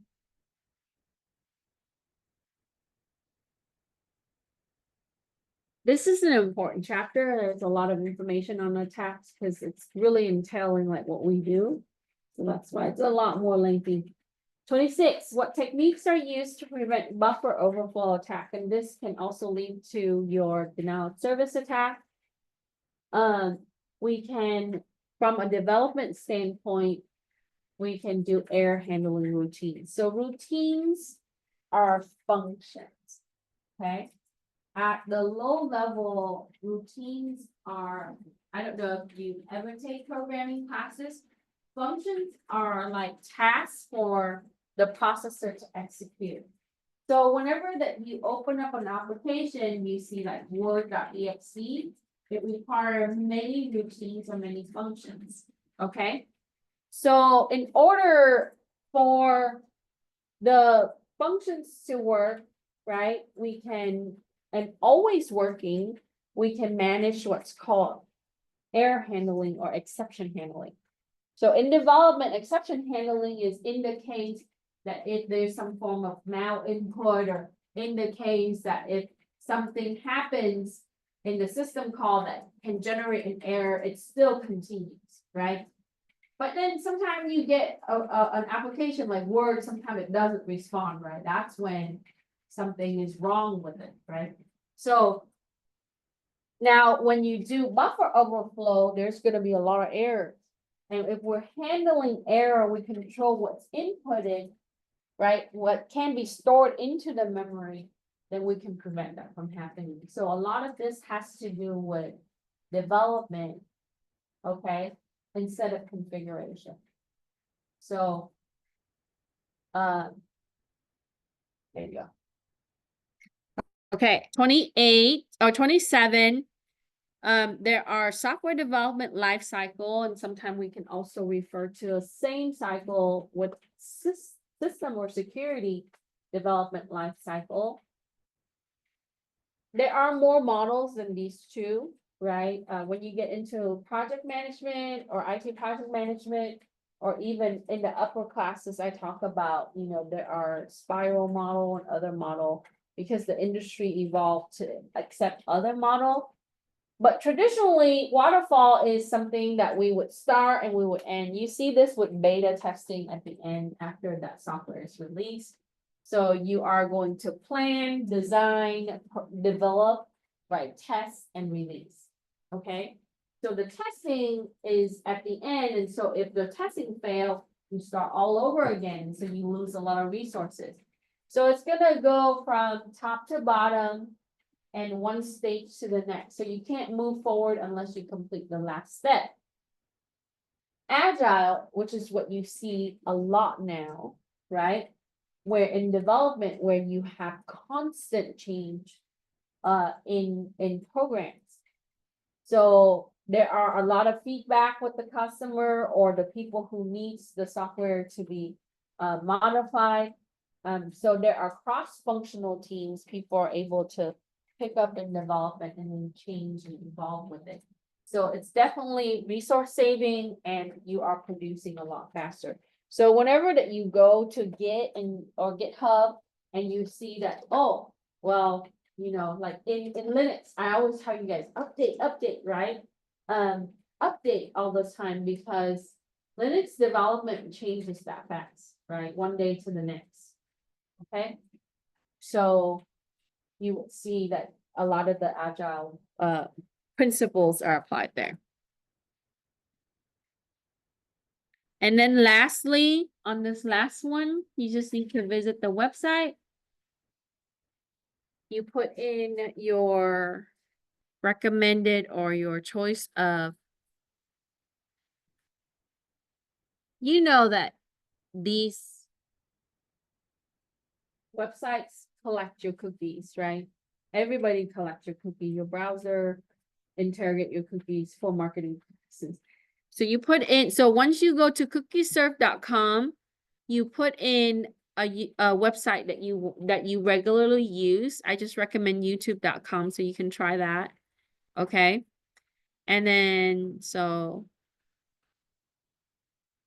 let me close this, just taking up bandwidth. So go to CookieSurf. You can click on the link here. And then once you're there, just type in the website that you want to check. Okay. And then it's going to scan for your cookies, right? And if you configure your browser, sometimes it's going to prevent websites from, and then now they all have to prompt you to accept the cookies or not. Sometimes if you don't accept the cookies, they don't allow you to access their service and so on, right? So you can see, you know, after it performs the scan, it's going to give you the report. And on the website itself, it is collecting the cookie, the irony in that, but it tells you the type of cookie that YouTube or the website that you are using. So it's always good to know. Okay.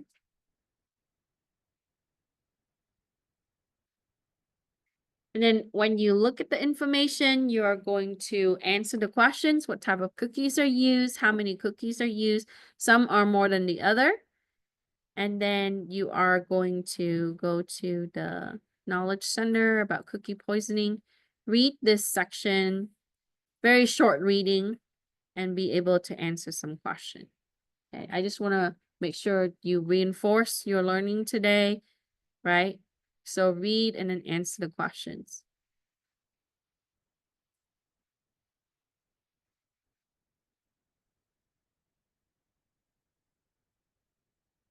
Okay?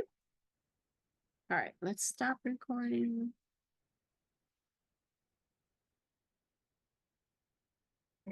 Give me 1 second.